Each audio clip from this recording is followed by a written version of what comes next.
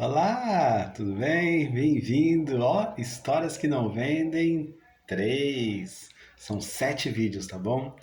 Desses 7 vídeos eu pretendo trazer um papo reto, uma conversa direta e o mais lúcida possível. Hoje eu quero falar sobre o que eu chamaria de, eu não, né?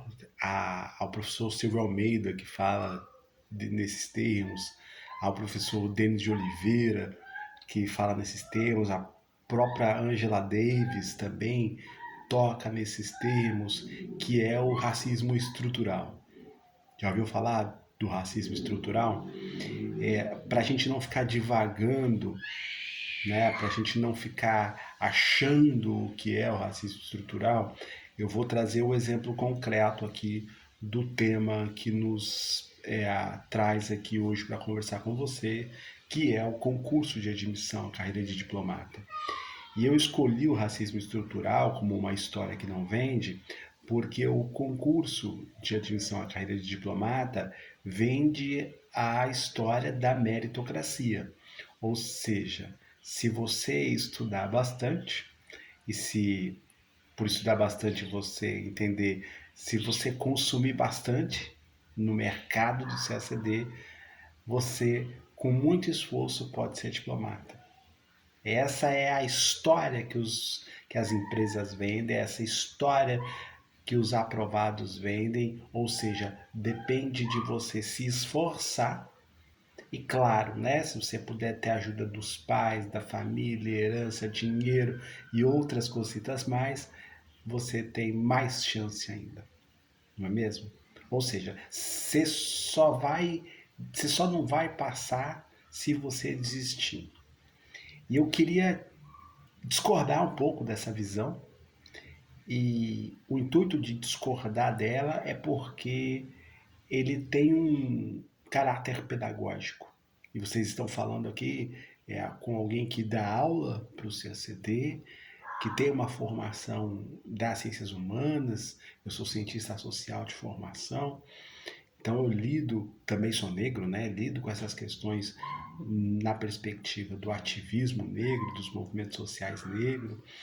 É, olha só que curioso. No nosso concurso, são exigidos, para começar com a barreira de entrada, são exigidos o conhecimento de 4 línguas. Línguas é diferente das outras habilidades, como história, economia, política internacional. As línguas exigem um tempo de maturação, que é mais ou menos aquele processo de letramento que você teve quando você adquiriu a língua portuguesa, né? Você foi à escola, lidou com livros, lidou com cadernos, com exercícios, e esse processo ao longo do tempo vai se transformando até que você chega ali no ensino médio e até no final, né? Passando ali do final do ensino médio para fazer o vestibular. Olha quanto tempo leva para você adquirir a língua culta formal, né? Agora, o concurso de admissão à carreira de diplomata exige uma proficiência parecida com a língua portuguesa, que é a nossa língua materna, ela também exige esse caráter em língua inglesa. Não é preciso ser bilíngue em língua inglesa. É possível, inclusive, estudar a língua inglesa em muito menos tempo do que foi necessário em língua portuguesa. Agora, 2 observações importantes. O conteúdo do ensino fundamental e médio de língua portuguesa ajuda um pouco para uma performance numa nota, digamos, competitiva. E isso também vale para o inglês. Eventualmente, se você morou fora, eventualmente, se você é bilíngue, olha que eu nem estou falando de uma realidade muito periférica, né? Agora, para não falar da escola pública que te oferece o inglês, né? Esse conhecimento de inglês não te dá uma preparação para o conteúdo que é aferido na prova do concurso para diplomata. Tanto para o conteúdo de língua portuguesa quanto para o conteúdo de língua inglesa, você precisa necessariamente recorrer à iniciativa privada. A iniciativa privada é o que vai te garantir que você estude com qualidade e em condição de competir. Língua portuguesa e língua inglesa. Portanto, se você fizer um curso de letras inglês-português, não significa que você vai ter um bom desempenho na prova de língua portuguesa. Agora, você poderia perguntar por que então, César, o Itamaraty não exige uma prova de proficiência em inglês? Por que a especificidade da banca exige uma nota e um critério de correção tão particular, tão específico? Pois é, essa é uma das barreiras à entrada para um grupo que não tem acesso a esse conteúdo privado, particular, das bancas examinadoras. O conhecimento de como as bancas examinadoras corrigem está sobre propriedade de meia dúzia de professores que recolhem os espelhos de correção dos seus alunos dos anos anteriores.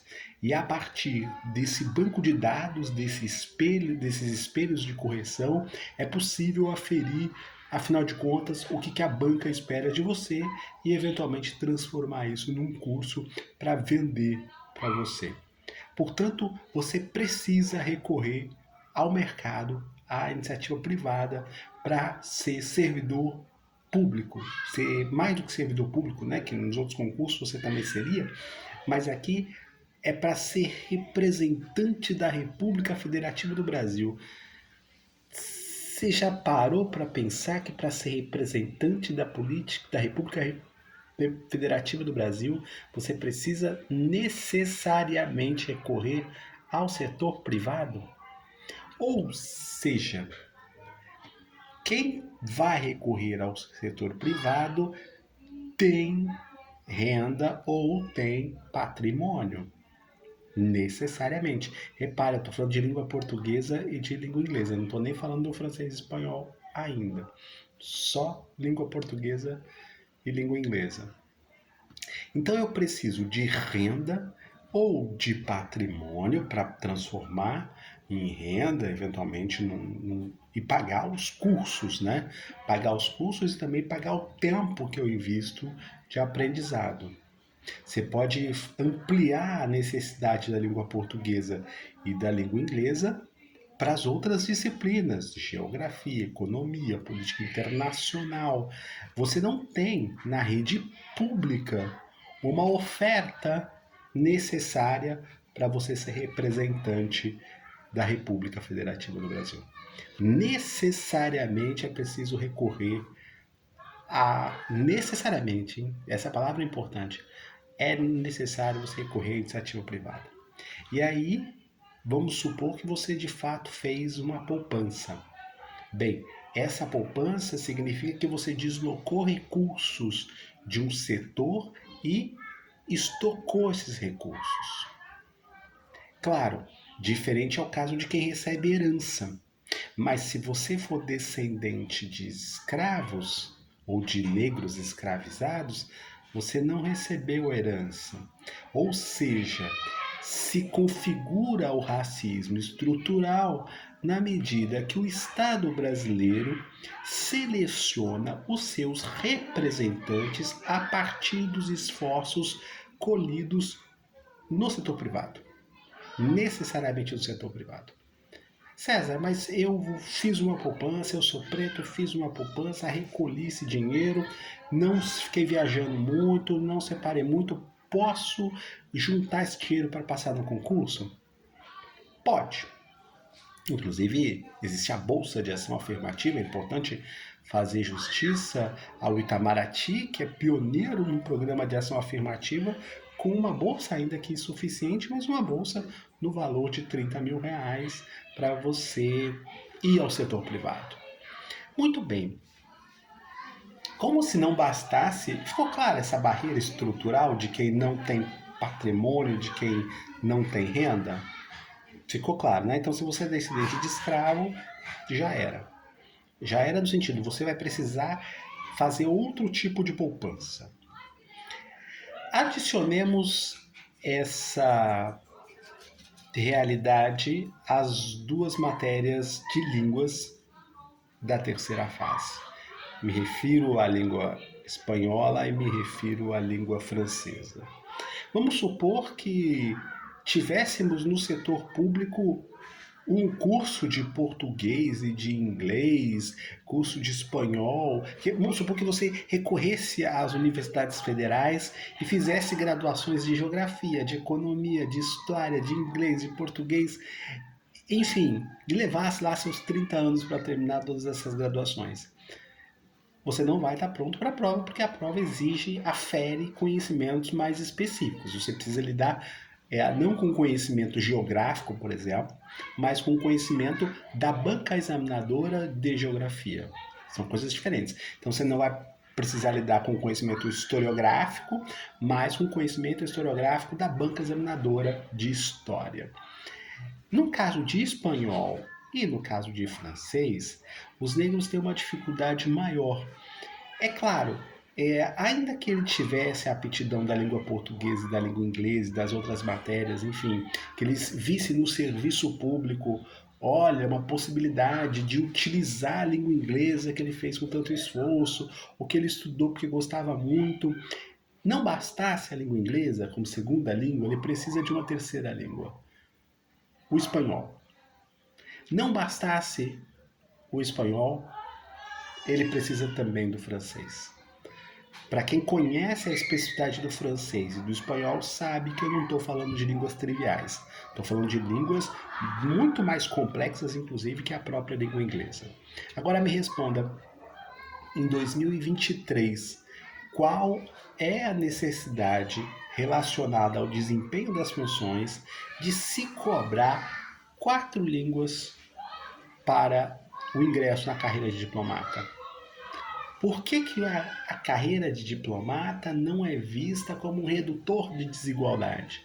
Porque o francês e o espanhol, eles são importantes, não tenha dúvida, como o português, o inglês e as outras matérias, mas eles podem ser oferecidos, podem ser ofertados durante o curso de formação e durante a carreira do diplomata.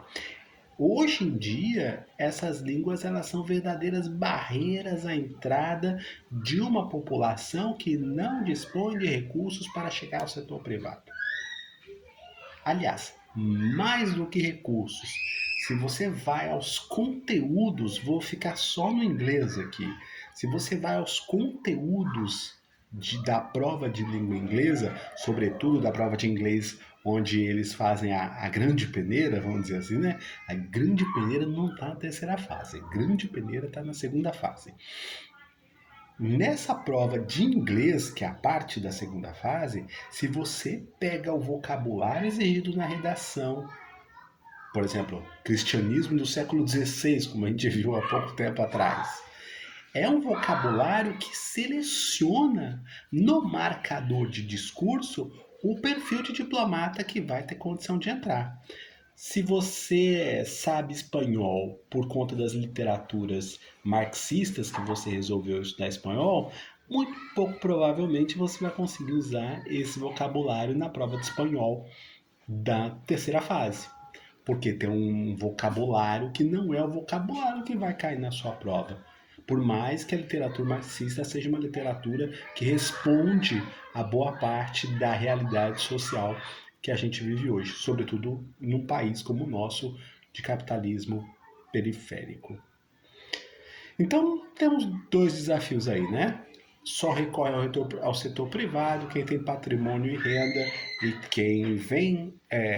quem descende de populações marginalizadas, sobretudo escravizadas, não tem esse patrimônio, não tem essa renda. Medidas compensatórias são possíveis, mas ainda estão muito longe, tanto a reserva de vagas quanto a bolsa ainda estão muito longe de atender.